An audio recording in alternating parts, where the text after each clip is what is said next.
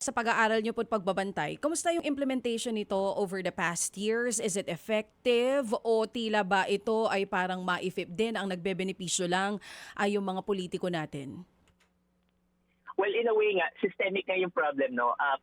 Maaring maganda yung intention na magbigay ng scholarship sa mga mahihirap, lalo na yung mga near poor, na not necessarily ay mahirap talaga, pero near the poverty line po sila. So, maganda naman yung intention na gano'n. Ang problem ay yung design ng programa na dumadaan pa sa politiko, nagpapabungo ang politiko, tapos nagkakaproblema dito sa tulong-dunong dahil after magbigay ng scholarship, halimbawa, yung pondo naman ay magagaling sa tertiary education subsidy. So in fact, kahit hindi nadadagdagan yung slots ng tertiary education subsidy, ang napapansin po namin, yung tulong-dunong ay kumakain dito sa pondo ng tertiary education subsidy, yung TES, na targeted talaga, rules-based talaga na targeted para sa mga 4-piece beneficiary at pinakamahihirap na college student. Oo, yun nga AJ yung problema kasi I think lahat naman tayo pabor dito sa paglaki ng pondo ng education sector kasi kailangan yan ng mga estudyante natin. Ang problema natin, yung pagdating sa performance metrics, kung paano ipatutupad lahat ito. Hindi po ba? Paano kaya yung pagbabantay na gagawin natin dito?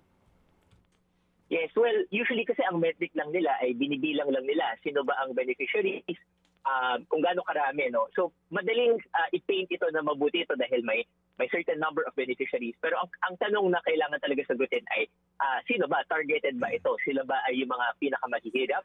Sila ba ay yung mga malapit sa politiko? Yung pag-distribute ba nito, yung pag-allocate ba nito ay nakabase sa political, kung sino yung malapit sa speaker, kung sino yung may malakas na kapit, no? Oo. So yun yung isang kailangan natin i-avoid. Oo, AJ kasi 'di ba yung listahan nga halimbawa ng AIX, yung mga nabibigyan ng tulong ng DSWD, even yung mga natutulungan ng MAIFIP, medyo questionable para sa ilan. Ito kayang listahan na ito ng CHED for tulong dunong and even yung mga nabibigyan natin na para dun sa isang programa pa naman ng DepEd for Senior High School, yung voucher program natin. Is it high time para i-publish na ito ng DepEd at ng CHED para makita natin kung gaano ka-transparent, kung kanino talaga napupunta o mapupunta yung pondo at kung saang region pinakamalaki? Kasi halimbawa for tulong dunong, if it's 2 billion, saan pinakamalaking part ng Pilipinas na pupunta yan? Yes, that's correct. Actually, ang panawagan namin sa simula pa lang ay magkaroon ng full transparency, magkaroon ng open beneficiary list, no? Dahil kapag hindi nakikita ng taong bayan kung sino ba dapat yung entitled sa mga scholarships, kung sino ang entitled sa financial assistance, doon pumapasok yung discretion ng politiko or yung mga local official. Dahil hindi nila nakikita yung kumpletong listahan, edi pwedeng itago yun ng politiko, pwede nilang i-decide na okay, hindi na namin i-distribute ito dito sa mga taong ito, ibibigay namin sa mga pabor sa amin, yung mga bumoboto sa amin, no? Because wala ngang published na list. So actually, beneficial ito for everyone because if you see your name on the list, Yes. you know that you are entitled to the financial assistance. That's good. Tama. Good point. Maganda for the scholars. Maganda rin para sa, DepEd Secretary na makikita talaga na very transparent sila kung sino binibigyan ng mga pondong ito.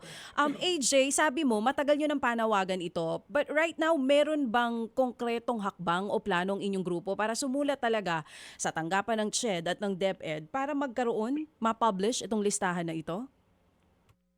Well, definitely, mag-engage po kami sa proseso ng monitoring ng budget, ng pag-implement ng budget. Hindi lang po ito kasi sa issue ng education, yung CHED na bine-mention. Yung buong ayuda program ng MAIFIP, ng AIX, yung mga TUPAD, yung mga ayuda assistance na ito, kailangan talaga buksan ang implementation na ito at kailangan ma-monitor, no? Ang naging problema nga ay dito sa budget ay dinoble pa nila, pinalaki pa nila ng 120 billion ang amounts dito, dagdag pa dun sa National Expenditure Program. So ang role talaga, ang kailangan natin gampanan bilang mga mamamayan ay bantayan kung paano ba ma-implement ito. Kasi sinasabi nila na wala nang korupsyon, wala nang pork dito sa budget. Kung pinalaki nga nila itong ayuda programs, kailangan natin bantayan ng mabuti yung implementation nito. Mga kapatid, brothers and sisters, saan ka pa? Dito na tayo sa totoo. Dito na tayo sa True FM. Mga kapatid, mag-subscribe and follow po kayo sa social media accounts ng True Network PH. Yan po kami. Hanapin nyo lang True Network PH, Facebook, Instagram, YouTube, TikTok, and podcast.